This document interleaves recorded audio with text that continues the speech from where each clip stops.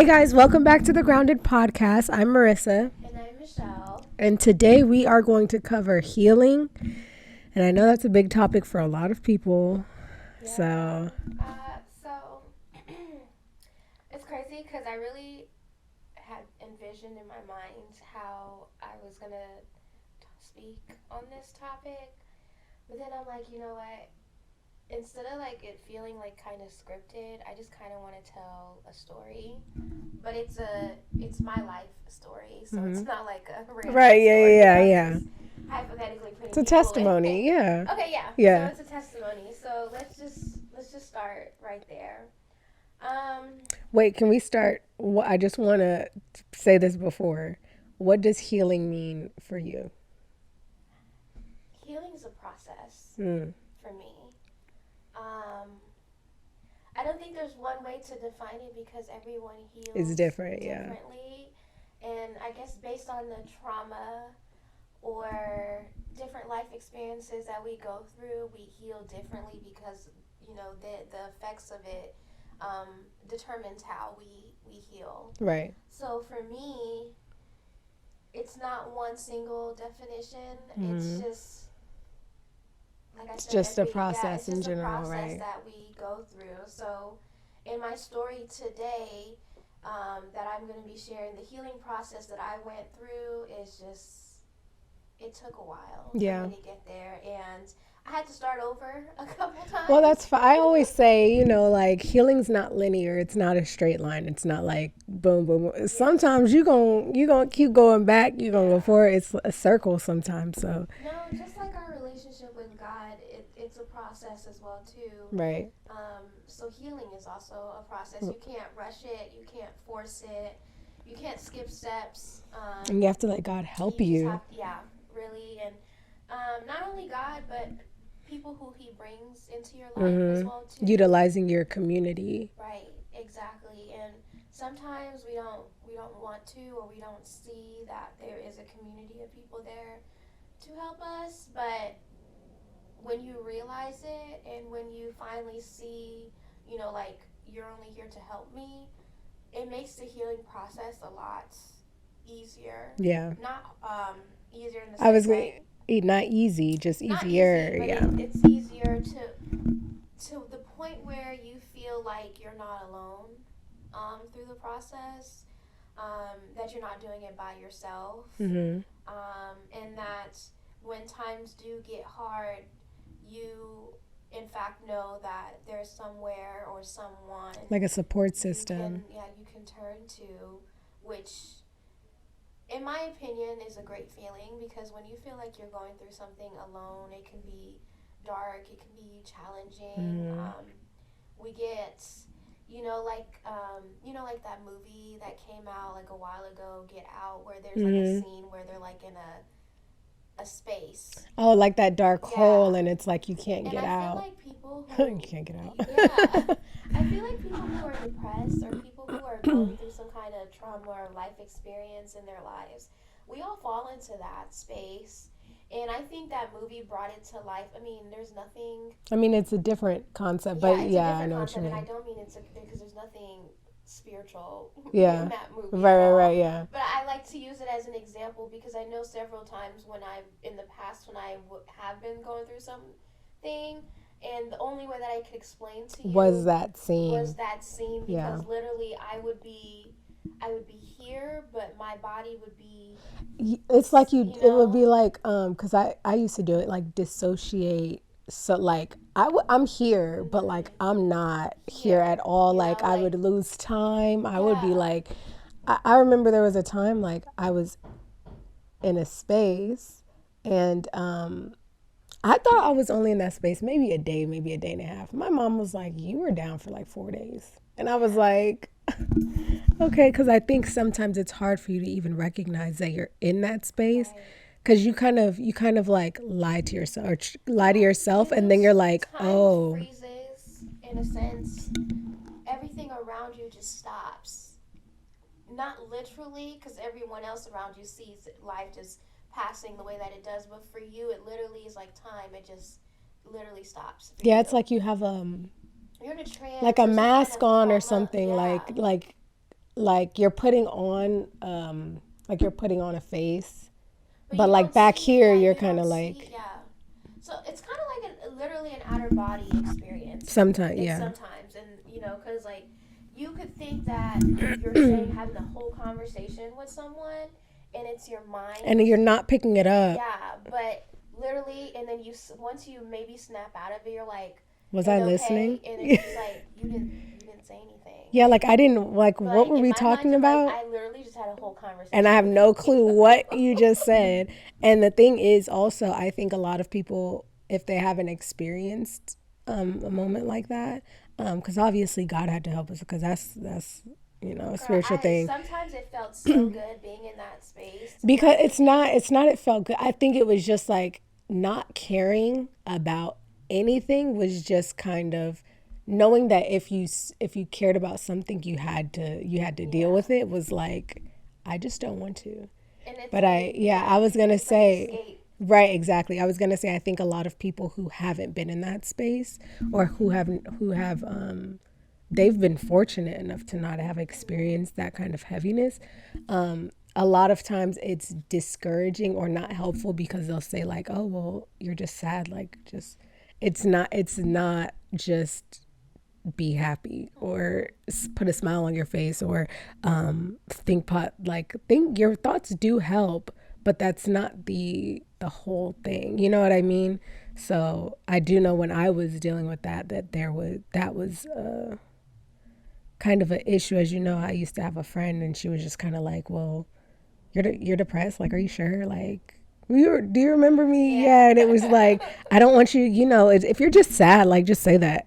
And I was just like, hello, like, we didn't talk for months because I was like, Not you everybody can see. comprehends. Yeah, but it's also, I think the people who see you, because I think when I told you, you kind of got it because it had been a thing I'd struggled with for years, and you had this doing the same thing. Even if you didn't say it at that time, I knew. You know what I mean? Like, Right. when we told each other, it wasn't kind of like a what you mean. It was kind of like, okay, I get it. So we're excited to hear. Well, I'm saying we, but it's it's me. But I hope everyone's excited to hear your story and your journey, because I know how important and dear to your heart it is, and how important it was for you to share, because I know you've been very excited to share your testimony, even though it's not the easiest. Yeah, it's not the easiest thing to talk about, but the fact that you're on the other side of it, and sorry, excuse me, and you're able to talk about it, and I'm 100% sure that there are other people who have gone through similar things in one way or another that you can help, as far as hearing you on the other side of it. But I can tell you what Well, I went through. I mean help as far as hearing the way that you got through it and the way that you dealt with it and things like that. Those things do help. To see that, okay, I'm not by how you said, to know that you're not by yourself in this. Like, this isn't a solitary thing that just happened to me. Like, it does happen to people, and there is a bright, they see you on the other side of it. You know what I mean? So to give that little glimmer of hope, because you have to think, if back then you saw somebody who went through the same thing that you did, and you saw like the transformation or the hope, I'm pretty sure you would have been like, okay, I can do, you know what I mean? Like, I can do this. Yeah, If you would have accepted that. Yeah. Yeah. I think acceptance was the biggest thing for me. Whew, okay. So like I fully prepared myself to give this testimony and story, so I'm gonna try my hardest not to get emotional. If you do, we are in open space, as we said in the beginning. We are transparent here, so. Girl, it's okay. Okay. Now, if I get emotional, I'm gonna zoom in on you a little bit more. But this is your story. I'm gonna tell my story. And in the story, I'm going to tell you the process that I went through. I ran, then I hid, which is completely different from running. Yeah. Then I went into sickness, then a loss. And from there, when I finally realized I had nowhere to turn, I had to surrender. And it wasn't until after the surrender process is when I finally started healing. Back in 2019, I was working for my first ever like real company as a scheduling manager for a event staffing company. And I had already been there for like 5 years already now, going into 2019. And at the time, there was a manager who worked at the USC campus on site. We were a third-party vendor, so I wasn't really working for the school. I was working in partnership with the school. So I built a lot of relationships there, through my job. And one of the relationships that I built was with one of the managers that worked inside of the buildings, the housing buildings. I was working for, so I had built a relationship with one of the on-site housing managers. And at the time, he was getting ready to leave out the door and, get another better job opportunity. And he had told me casually in a conversation, when I leave, like, I want to take you wherever I go with me, just because of the relationship I built with him. He admired my work ethics and what I brought to the table. So I never thought about it, so I'm like, whatever. And months had went by and I never realized that he was gone. And one day out of the blue, I got a phone call from him telling me where he was located and he got a new job and he wanted to hire me. So he had asked me how much I got paid and wanted to like double the salary that I was making. And at the time, it was my first time really leaving a job. So it was hard for me to have that conversation with my current manager because he was a great manager. Still till this day, like I consider him as a mentor, but he's more like family now. And it was really hard having that conversation with him when I was leaving. I'm pretty sure we both were in tears. He probably won't admit it, but I'm pretty sure we were both in tears, the day that I was finally leaving. And he came to me, was just like, you have to say something to the rest of the staff. And I'm like, I don't want to. I really didn't want to. But he ended up sending out an email. I think it was an email letting everyone know that I was leaving. So my last day was like fully emotional, crying. Everybody was like making me cry, telling stories and all that kind of stuff. And I'm like, come on, man, this is exactly why I didn't want to tell anybody, because I didn't really want to get emotional about it. And then a part of me too didn't really think that I've built that enough good relationships there to think that anyone would miss me when I left. But I was obviously wrong about that feeling. But 5 years, girl. Yeah, but I know. I had some of the craziest people that was working for me. Like I was working 12 to 18-hour days. Yeah, and I'm like, why are you answering the phone? It's it was in the morning. Yeah, I know, but it was literally my job to have to answer because I was a scheduling manager. Right. So it's like it was literally like people would call off, and we were a 24-hour service company. So around the clock, we always had somebody on the clock. So if the managers, supervisors, team members called off, like I was the first call that they were making. And, at some point in there, I'm like, I can't do this. I can't. Literally, I'd be out, back in those days, like partying in the club, and literally my phone's ringing like, hey, we're short staffed. And I'm like, I'm low-key drunk right now. What do you want me to do? Have to leave and be like, I don't have anybody to cover, so I have to go. I'm like, hello? Hello? Are we in the car going somewhere? Are we going to dinner? Are we in line? Yeah, it was crazy.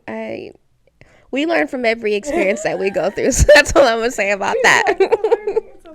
But no, going back to, so he called me out of the blue telling me he wanted me to come on board with him in this new company as an operations manager. And at first I wasn't really sure about it because I'm like, I don't know what this entails. Like, like, what is that? What am I supposed to be doing? Like, I know that I was teachable. That was like the one thing that I knew about me, is that I was teachable. So when you teach me something, I pick it up really quickly and I just take it and I go. So, but outside of that, I'm like, dang, I don't want to fail. Like, cause I refuse to fail. Like, it's not in me to fail. So if I never want to put myself in a position where I didn't know what I was doing because I never wanted to fail. But at the time, my relationship with God wasn't the greatest. Like, it was there, but it wasn't there. So, and this person I was going to work for as well too, come to find out, like, he was a pastor as well. And I just Yeah. So I accepted the offer. I left and I went to this new job. It was paying me really well. Like, to be only like 24, 25 years old, almost making six figures, like, you really don't know how to manage your money. So, but at the time, like, I was in a relationship, so I knew that we wanted more. So I did save a lot of my money, but also, like, I spent a lot of it as well too, because I was just, making ridiculous amount of money. And everything seemed to be going well at the job, with this new manager that I had a personal relationship with. So I didn't think, like, anything bad would come of it. But you were going to his church too at the time too, right? Not every Sunday, but I went and I visited a couple times, and that was that. But to me, everything was fine, until I started noticing things that were questionable, seeing things that I'm just like, is this really happening right now? After a year into it is when I really started noticing the changes and everything. Then I started noticing that my health started declining as well too, like, unexplainably. Like, I don't know, I go to every doctor you could possibly imagine. I saw every specialist literally that you can imagine, and then none of them could figure out what was going on with me, but you could see that something was wrong. I felt something was wrong. I kept getting depressed each time I went to the doctor, and even days I just didn't even want to go because I just felt like they weren't going to give me answers that I needed. And they would tell me, oh, you have lupus, and then retest again and you don't have it. Then they'd go back and tell me I have something else. Bro, you was taking me on the roller coaster. I'm like, what? And then you're like, no, they said false alarm. I'm like, wait, hold on, bro. No, literally every single time they would test me for something, it would come out positive, and then I'd retest to get, like, a second opinion or to to confirm the diagnosis, and it was just negative. So I'm just like, what the heck is going on here? Like, that in itself was stressful. I lost relationships that friendship relationships during that time, as well, to someone that was close and dear to me, being with everything that was going on, but still not clicking that God had anything to do with this, or that or the reason, to turn to him, to figure out what's going on, because I was just living in just a singular mindset, just moving, not thinking about the effects of anything, not even thinking that turning to God was an outlet. I wasn't even thinking not turning to him was not an outlet. It wasn't a thought. Yeah. So around June, I had to stop working because I just, like, I couldn't figure out what's going on with me. I was in the hospital every week, in the ER. It was just terrible experience after terrible experience. Forced me to stop working. And from there, it's like my mom, even you, like, tried talking to me and, figuring out what was going on. And I just kept pushing away. And, that was me running. I ran to this job thinking that it would be better for me and where I wanted to go, not realizing that it probably wasn't, or maybe I was meant to be there for a purpose that I just didn't see. Either way, I was running till I stopped running because I felt like I was running in circles. So I just try to hide. In that hiding is where I found my sickness started coming, because it's like I was running. I had to stop running because there was nowhere else for me to run. Mm-hmm. And then I just started hiding. Were you just running was there something specific you were running from besides God, or were you just running in general? I wasn't even running from God. I was running from the situation that I was in. Okay. I was I was running from the environment that I was in that was no longer healthy for me. I was running. Oh, and not knowing what to do about it. Not knowing what to do about it. I was running from people that were around me, that were, whether they were trying to help me or not trying to help me, I was still running. Then, when I got sick is when I was just like, it didn't click. I got sick and it still didn't click to me to turn to God. And that's when you came in and my mom came in and they were like you guys were trying to tell me like I need to pray, I need to give it to God. And, in the back of my head, I'm like, yeah, I hear you. Yeah, I'm going to do it. Well, let me tell you, like back, what year was that? 2019, 2020? That's how you know it was God, because my relationship with God, as you know, at that time wasn't necessarily the strongest. So for me to come to you and be like, you need to pray instead, that was God, period. Like, I didn't want to hear it. Like, I don't know why I didn't want to hear it. It's not like, there was no intention behind it. And I don't know, one day maybe he might, might come back to it and, reveal something that I'm still missing out of that situation. But it still didn't make sense to me. And at that time, too, COVID happened, so people were already losing their jobs and not being able to work.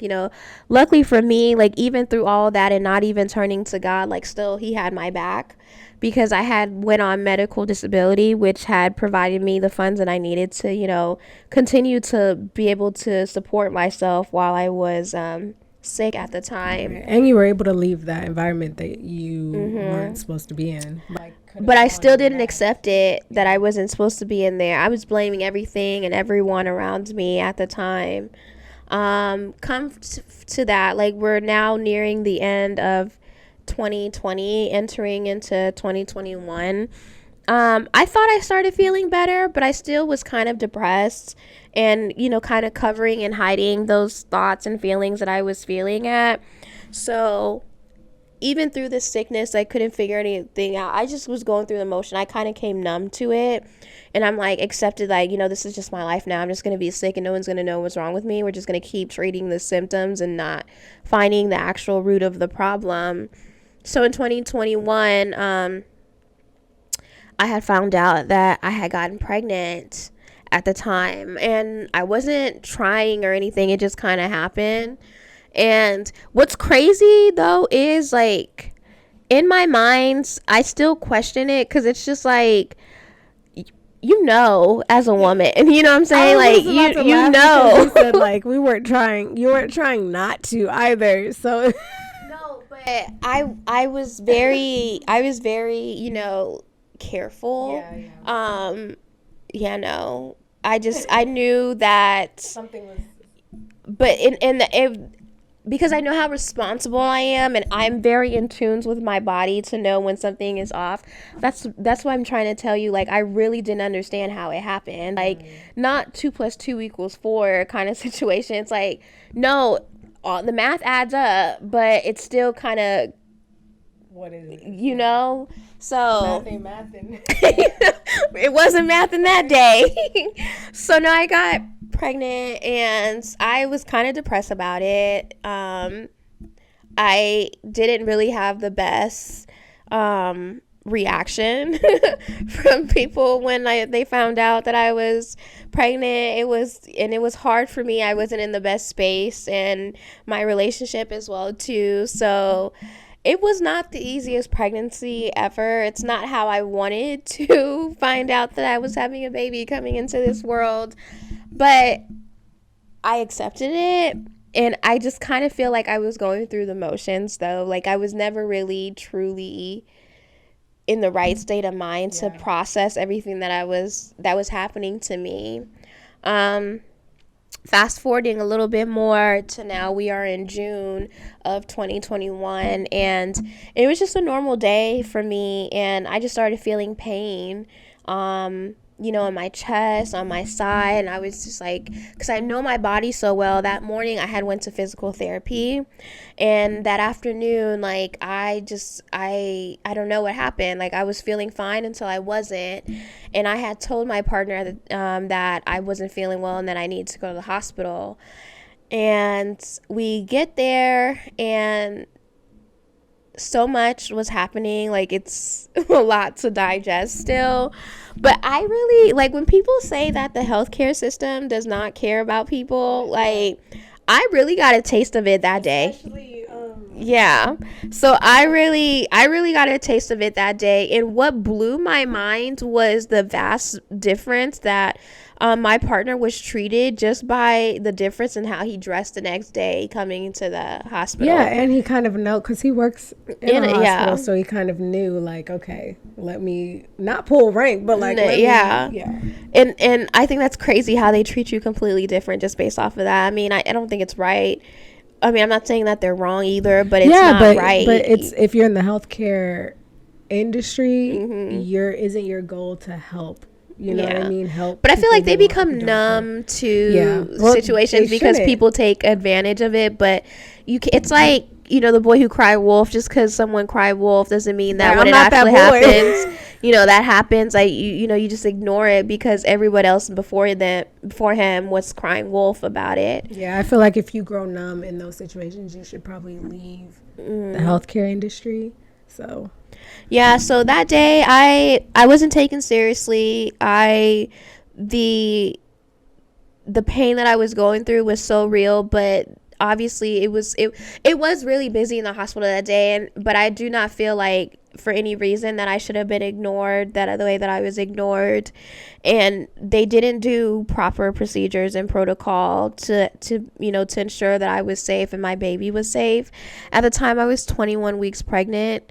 So I guess I didn't find out till afterwards. I guess after you reach a certain amount of weeks in your pregnancy, there, by law, the ER is required to send you up to labor and delivery, for them to check you out and to monitor the baby inside of you. And I didn't know that at the time. They kept telling me that the baby was fine and nothing was wrong with the baby and that it was me. And it was just so crazy because it was a Thursday. That it was Thursday night. That Friday morning at like 5 a.m. is when they finally admitted me into one of the rooms upstairs. Still not in the labor delivery room, just a regular general room in the hospital.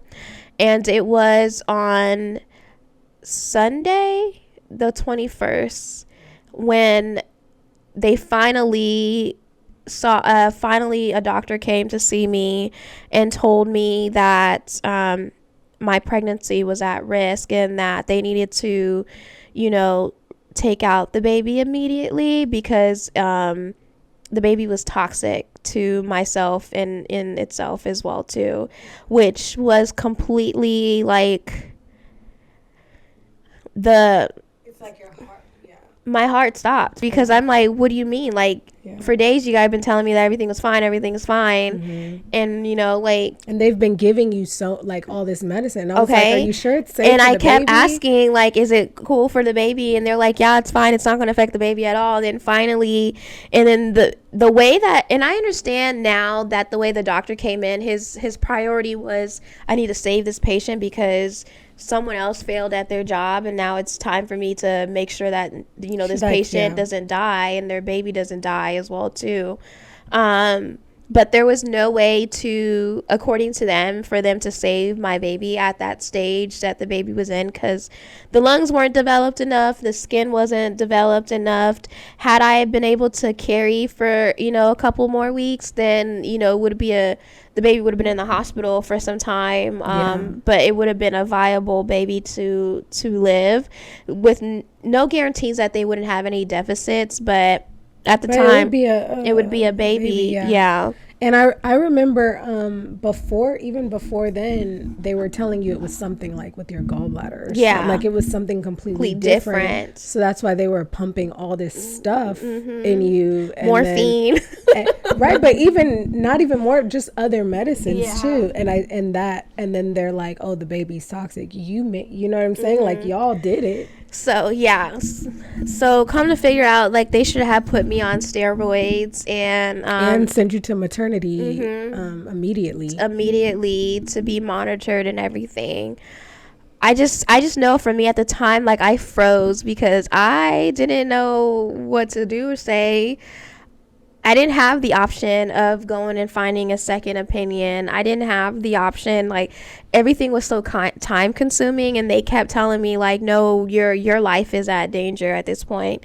And you have that conversation with your partner. I mean, I should feel like everybody should have that conversation where it's like, if this were to happen, what do we want to happen? In the right state of mind, I'm like, no, you save me, because we can always have another baby.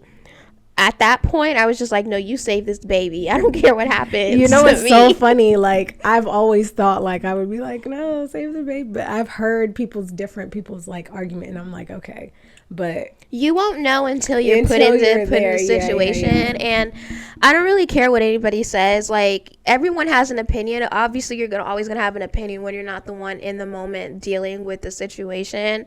And I'd never judge a woman or anybody for a decision that they make in the moment with all the emotions that you're going through. But yeah, no, I literally told him, I'm like, no, you save the baby. And I just didn't care what happened to me. But like, luckily my partner was there, so he was just like, no, you save her. I mean, any normal doctor would probably save me first, because the baby wasn't living long enough to make that judgment call to as sad as it may sound, to save the baby over the mother at that time. But no, it was a full traumatic experience for me. And even afterwards, like, I think the realest moment for me that day was when I was about to go into surgery to deliver the baby via C-section. And my partner was just like, can we have a moment? Like, I've never seen someone in so much pain in my life until, like, that day, which have to experience and share a similar pain with them. And I literally cried and prayed, but again, it's still not clicking to me what I'm praying, or that I should be turning to God. It was just something that I just programmed to do whenever in your situation. The first thing you're supposed to do is pray. So that was the thought process then, because I was just like, man, what if I don't make it off this table? Like, I was so scared, like, and I was so alone. It was, I didn't have family around me, like, and it was COVID too, so you really couldn't have anybody in the hospital as well too. So to go through all of that and just be so alone, I remember inside of the operating room, I just kept shaking. I just couldn't stop shaking. When they put the epidural in my back, they were like, you have to stay still. Like, I just couldn't stop crying. Like, I'm like, I can't do this. Like, it was hard. It was really hard. And then the room is cold. So you're just like feeling your emotions, and that's why you feel like you're alone. It's in a cold, dark place, Then I remember laying down and then pulling the baby out of me, and my partner leaving to go to hold the baby, because the doctor had asked, like, do you want to hold the baby until she passes, because she was born alive. So he didn't want to leave me, but I had told him to go because I just didn't want her to not be with one of her parents, and I couldn't do it because I was laying down being so I sent him to go hold her. And I don't really remember what happened after then, because I just remembered I started hyperventilating, and they had to put me to sleep. And when I woke up from the sleep, that's when she took her last breath. So for me, that kind of, like, it meant a lot, and it symbolized a lot. She waited for you to wake up. Yeah. So, and when it was, I had a difficult time holding her, because it's not something that I would ever want or wish anyone to go through. And, from there, I was in the room, and the worst part about it is like they had me upstairs with all the other moms who had already delivered. So like at night I'm going to sleep and I can hear to the left of me, to the right of me, babies crying, moms being frustrated with the babies constantly crying, and I just have to sit there and just like take it, you know. And they told me that they couldn't move me because they didn't have any available rooms to put me in. It kind of just didn't make any sense to me. That's what you're saying. But no, that was like, yeah, so that was a loss that I went through. And from there, that's when, after that loss is when I finally saw, I'm like, you know what, like, it got to the point where I'm like, I have nowhere else to go, God.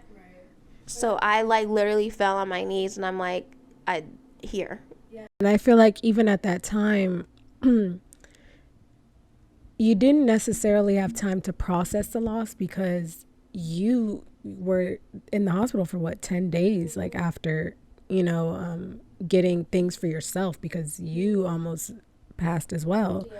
And so it's like while you were there, you didn't have time to process what kind of just happened because now, you were fighting for your life. And I think that also made it harder because when you did, when you were cleared to go home, it was kind of like you had kind of not pushed it to the back of your head, but kind of like numbed yourself to it so that you could deal with other things. And that didn't help the process. So, yeah, I can't even imagine. Like a lot of us, we just didn't know what to do without her. It was a crazy feeling. Yeah, and I know you said you fell to your knees and called out to God. Was that in the hospital right when you left, or no? It took some days. It took some days for it to process. I think it happened for me after the funeral, because everything else was just going wrong. Yeah. So I couldn't get out of bed. I couldn't do nothing for myself. Like, it was hard. So I cried every day, I cried every day. So, that's when I finally figured out I just needed to surrender and give it to God. And that's where my, I guess, rebirth into my spiritual journey, that's where it started. And that's the root, the why, of why I had to go back. I didn't have a choice. Yeah. When I say I didn't have a choice, it's not even like I wanted any other choice. I knew that's where I needed to go. And I know for months, for years, he was trying to get me to come home. And I ran, I hid, I got sick. And he was just like, and for me, I truly believe like the way that he felt like he needed to call me home was through the experience that I went through. Yeah, I was going to say, I think it's beautiful that now where you're at, you're able to even look at that situation as traumatic as it was and see, I don't want to say the purpose in it, but kind of like see the glory of God through it and kind of see the light in it. You know what I mean? Yeah. I mean, purpose probably wouldn't be the word that I used either, but it is, since I can't find any other words to describe it at this moment, but it is sort of like the purpose of why, why I went through what I went through. Everyone may have their own interpretation, but this is my story, I'm not really big on like energy or numbers and stuff like that, but what sticks to me the most is my daughter now has the same due date that she was supposed to be born on. And because it was so close into the pregnancy, because I literally got pregnant less than a year later, it just felt like God put her spirit into this new baby that that I have now, because I find moments where I see her like looking up at, at just space, and it's like, I feel like there's a connection there. It's really hard to explain, but no, I know you mean. It's not like, because I remember when you were first explaining it, I was like, well, it's not reincarnation. You were like, no, it's not that. It's just like, I think it's the restoration and part of the healing that God kind of puts some like little nuggets. You know what I'm saying? I mean, yeah, because my first pregnancy, my due date was November 8th, I think it was.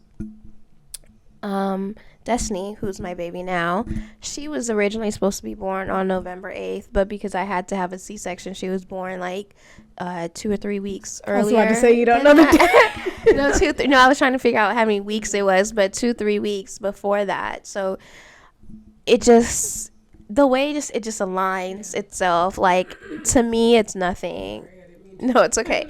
To me, it's nothing but God who's shown me this. And, and even the craziest part about it is in October of 2021, I know that someone that went through a loss as well too.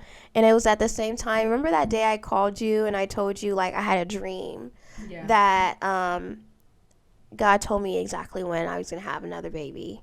Yeah, and you like freaked out. And I like freaked out. And it was crazy when I called you again to tell you that I was pregnant. It was exactly the time that he had told me, he had shown me that I was going to be pregnant again. And the restoration and the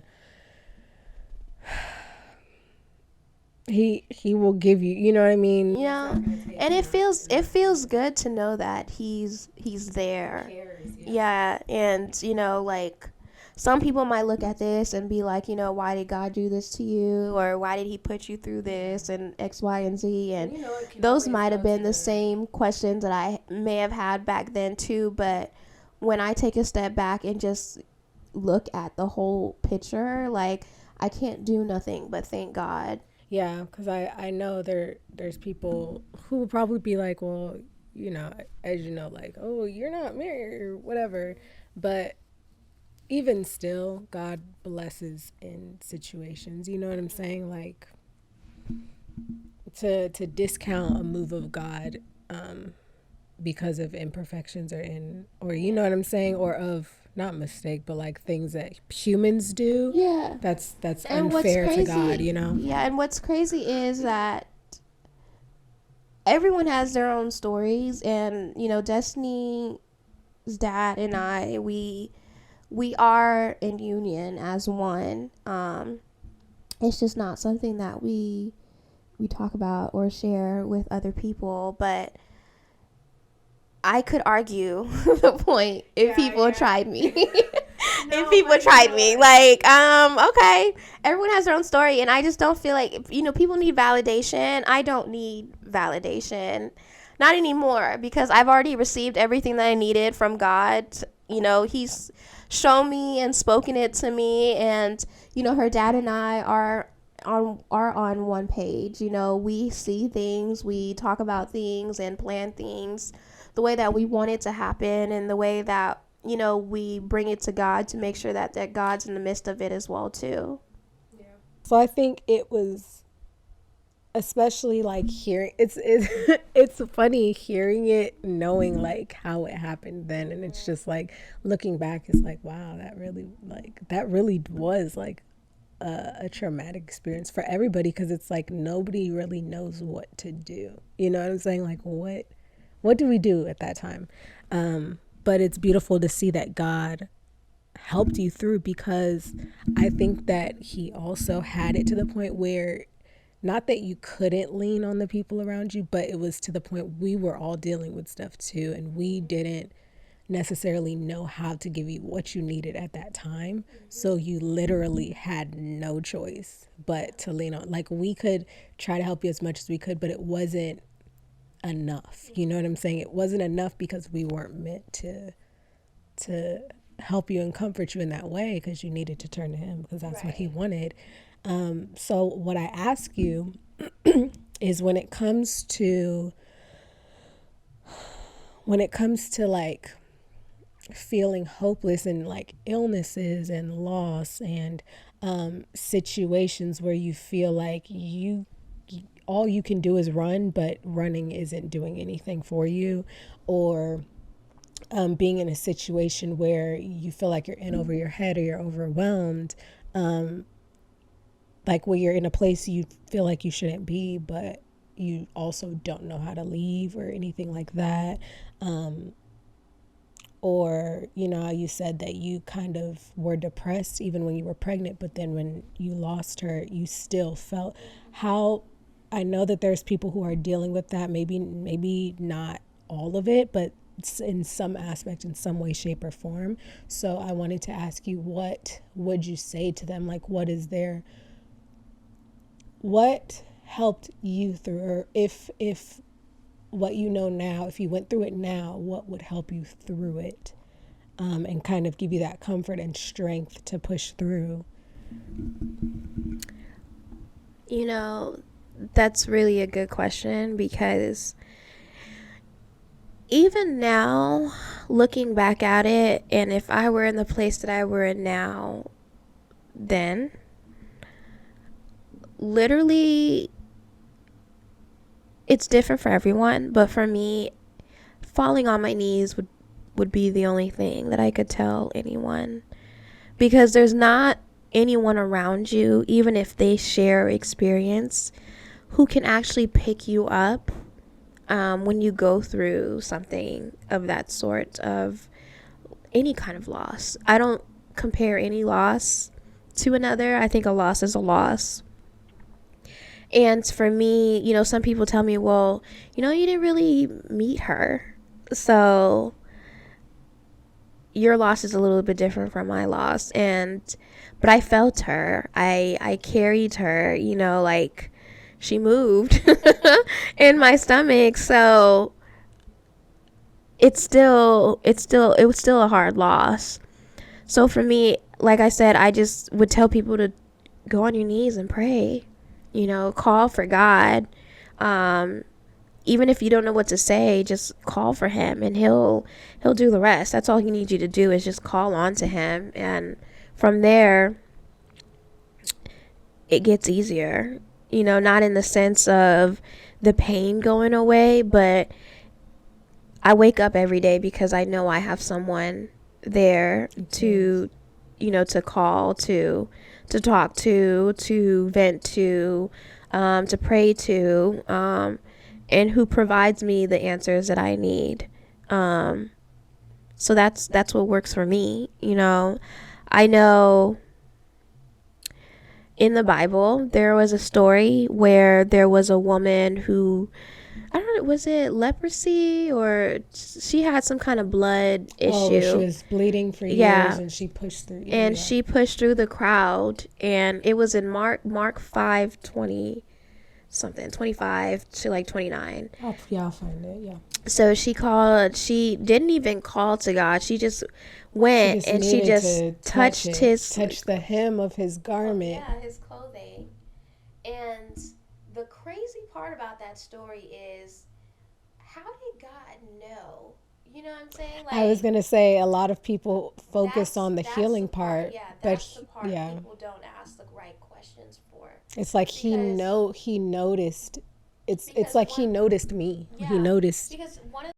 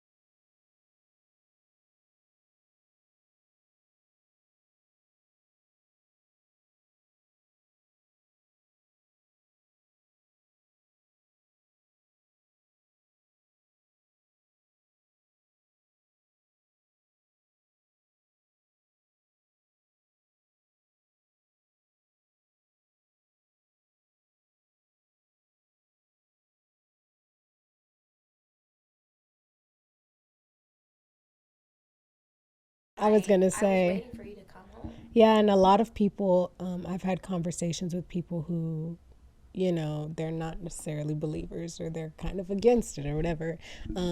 They might have grew up in the church, but they felt something happened in their life where they felt like God wasn't there, he wasn't listening or anything like that. And I get it. We've all been there. Like, even as believers, like, we have those moments, but we know, you know what I mean? Like, he's still there. He's there. He hears you.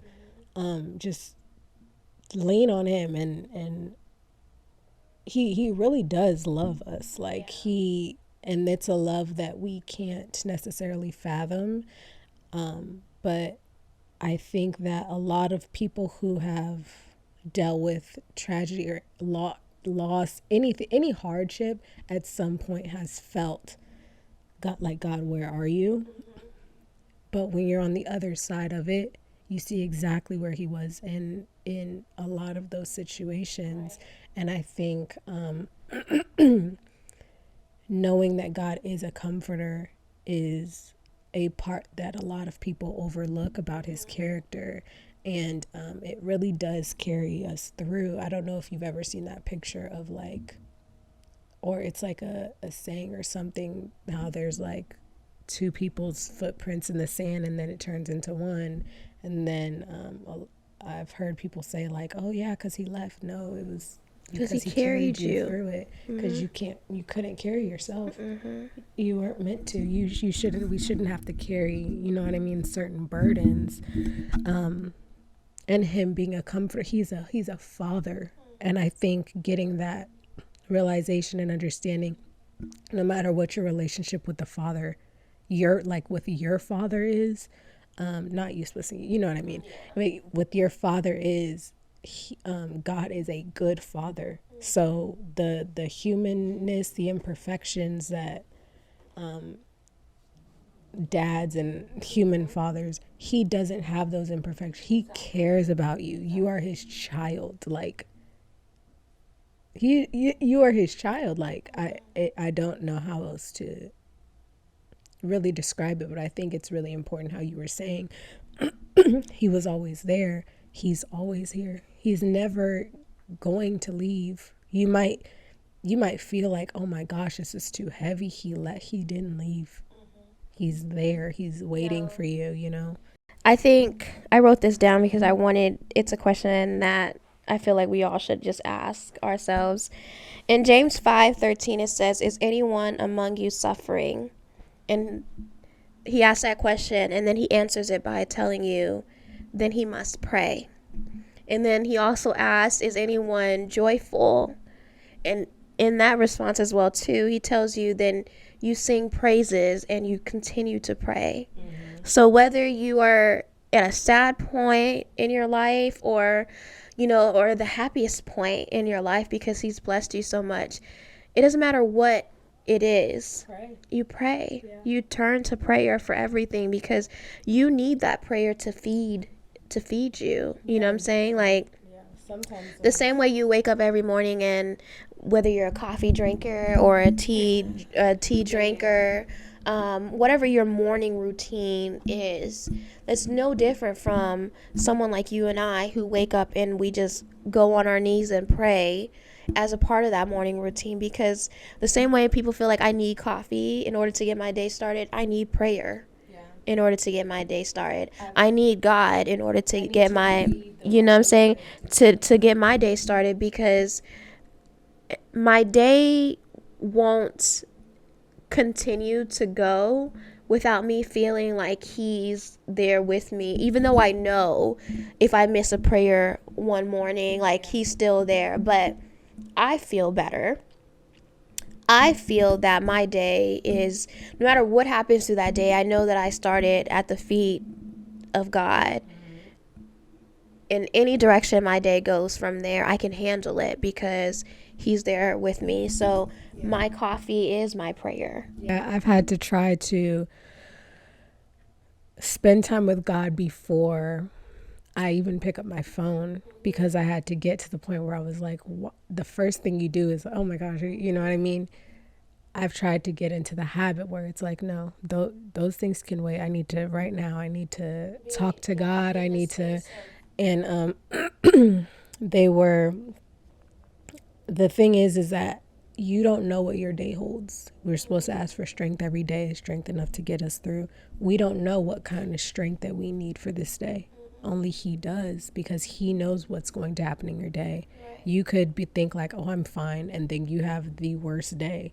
But you know what I'm saying? You didn't go back to the source to get filled up, because a lot of people are pouring from an empty cup. You cannot pour from an empty cup, and you have to let God fill you up. That's what makes you feel drained. That's what, if you're not full and you're not getting filled up, then are you really pouring out? Are you really filling people up with valuable things while not hurting yourself? Like, you're hurting yourself when you don't. You know what I'm saying? You have to go back to it's like when your phone dies. You can't just see oh, my phone's dead, I'm still going to be, what are you going to do? You're not going to use it. You have to plug it back in to the source of power, the source of energy, the source of the thing that gives your phone strength. You have to plug back into it. So I think it's really valuable that to always pray, because that's literally what, and I think a lot of people think prayer is a lot more structural than it is. I mean, there is a structure to prayer, but you can have a conversation with God. I've had just conversations like, look, God, like, look, let me tell you what happened today. He knows, but He wants to talk to you. He wants to hear from you. It's. Yeah, through this healing process, God, He got me through it. I can't say it is going to be the same for everyone, because everyone goes through. But what I can say is, and something else that I wanted to point out is, negative thoughts, pain, fear, they're only temporary. You find favor when the afterthoughts, when you've, realize that those moments were only weakness and they're not of God. Everyone as a human, we go through the process of feeling negative thoughts. But going back to that Psalms verse, another one that I wanted to share was, he says, right after Psalms 32, he says, "O Lord, my God, I cried to you for help, and you have healed me," which was the verse that I was speaking on earlier. But after that, two verses down in Psalms 35, he says, "For his anger is but for a moment, his favor is for a lifetime. Weeping may endure for a night, but a shout of joy comes in the morning." So those moments that you feel, those negative thoughts, the pain, the hurt of the trauma that you're going through, just know that they're only moments. Nothing can take away those pains, but God can heal you, to accept what has happened and to move forward, and not to forget, because there's no such thing as forgetting. It's just accepting that this trauma, this pain has happened, and I'm going to carry you forward. Yeah, and to live life as well too. I thank God every day for the blessing that we have. Destiny brings so much joy to not only us, but to everyone else, around her. She just has this light in her that every time I look at her, I just say, God, like, what did I do? I mean, she still got a little attitude, but it's okay. What did I do to deserve her? Because she's heaven sent. There's no way for me to describe it. I guess, the lack for better words, the traumas that a lot of new moms tell you that they go through in the first couple weeks and months of a newborn. I didn't have to go through that. I'm blessed enough to have had my mother here. when she was born, and I also had my mother-in-law here as well too when she was born, but my mom stayed for some time to help me out. And I found it like after 2 weeks of her being home, she had her own schedule. She slept through the night. She didn't want to be bothered to, when she woke up to feed, then she fed. But I didn't have the struggles that a lot of new moms had. And I thank God for that, because only God would be the reason why I did not go through some of those hardships. My postpartum, was here and there like any new mom goes to. So I don't think there's a way of not going through that. But my faith, like I always like to say, kept me grounded. And my faith as well too has shown me that with him I can't fail. With him, through any trauma, there's always going to be a blessing for me to receive from him. And there's an explanation for everything. Whether you know it or not, there's an explanation for everything. And I think going through what I went through has shown me so much. I could never go back. Trauma doesn't define you. It does not. It does not define your future. It does not. The rest of your life. Just because you had that kind of trauma does not mean the rest of your life is going to be trauma filled. You can come out.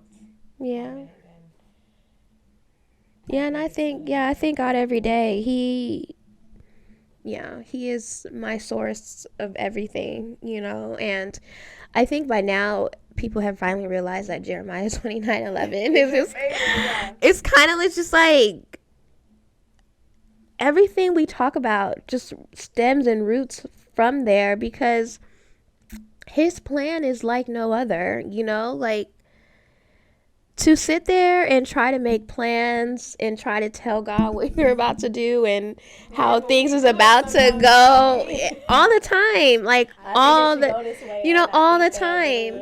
But no, like when you finally accept that scripture, I think it's my favorite scripture in the Bible, because when you fully process and accept what it truly means when he says, "For I know the plans that I have for you," it is so crazy, because it's at that point you surrender to God, and it's literally a burden that's been lifted off your shoulders. And I challenge anyone who says that once they truly surrender to God, that the burden of weight has not been lifted off their shoulder. Because if it's still there, it means you haven't truly surrendered it all to him. Yes, you will have your moments where you fall back. You're human. God expects that. But in those moments is when you revert back to that scripture, to any scripture, but specifically that scripture, because he says, "For I know the plans that I have for you." He knows. Gabriel talked about this. It's not our right to know. We're not privileged to know those plans, and when he's ready to reveal them, he will. So for anyone out there who's going through something, who's struggling through something, go fall on your knees and pray. Fall on your knees and pray, because it is through prayer that you'll truly see God reveal himself in a way that it might not even been the way that you wanted him to reveal yourselves, but you'll find answers in that reveal, because it's what he knows you need at the time. Because, it also says that he doesn't give you more than you can handle. That's because he knows when to, reveal his plans, his, whatever it is to you, because he knows how much you can handle. That's why he can say that the Bible says that he never gives you more than you can handle. It's true. It's really true. And I know some people go back and forth with it because of different experiences. They start to question God. And I did too for a moment. But when I finally opened my heart and opened my mind to accept what has happened to me and why it happened the way that it happened, I found favor. I got a blessing from God. And it didn't take, years for it to come. Like, he gave me favor when I surrendered to him. And I think that's like the greatest feeling ever. And I would literally, show or challenge anyone to try it the way that it happened for me, and for them to tell me that you didn't receive his favor. And we're not saying as soon as you surrender, you're going to get a blessing. No. Because it didn't happen that way, You might get a blessing of peace. You might get a blessing of joy. You might get a blessing. Peace happened instantly. The same way that woman touched, his garment, that and received healing, is the same way when I finally surrendered and fell on my knees and say, I am yours. Here's my life. I give it to you because I have nowhere else to turn but to you, Lord, is really when I found immediately that peace from him. It's a blessing that you need, and not necessarily that you think that you might get. Right. It's a blessing that you need, and you might not even know you need it. Yeah. So I'm happy about that. Yeah. And I think that's very good to challenge. We challenge you guys. Try God. Try him at his word. Try him at his word. And I promise you, his word will never fade away. He said, the heavens and the earth may fall away, but my word, his word will never fall away. His word will never be done with. His word will never return back void. So trust him at his word. Trust him at who he is. Trust him at his character. And you will get healing. Yeah. So that was a beautiful story and testimony, and I know you really have been waiting to share. So I'm glad that you chose to do so on our platform.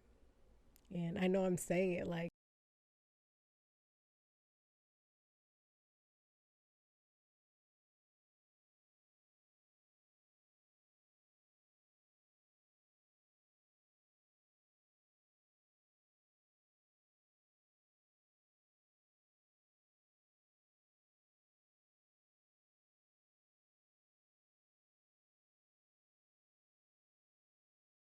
I'm glad that you guys were able to join us this week. As you know, we have a lot of other episodes in the chamber just waiting.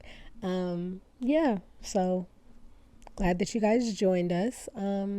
Make sure to like, comment, and subscribe. How's our Instagram? Follow us on Instagram. That's where any updates, anything, even we don't post stuff about our lives, but no, but I do want to say that if anyone that out here listening has a healing story that they want to share with us, or a testimony, or even letting us know what their healing process was, or asking questions about my story, I'd be more than happy to share if you have questions for me, and the story that I just shared, or even questions how to we don't have all the answers, but on how to get through something that they're going through. Feel free to comment. You can comment under this video. You can comment on Instagram. You can DM us. You can message us on Twitter. You can you want to reach out to us, whatever it is. We're on all platforms. We're on TikTok too. So any social media that you have, feel free to reach out, and we'll be happy to help you, or answer, or talk to you, or have a conversation. Or if you just want to say hello, just say hello. So until next time, guys, we'll can't wait to see you. All right. Bye. Putting in work. I'm putting in work. I answer the call. They ask why I do it. Why do I do it? It really ain't hard. I do it for God. Just watch as I do. I do it for God. I do what I do. I do it for God. You know he the truth. I do it for God.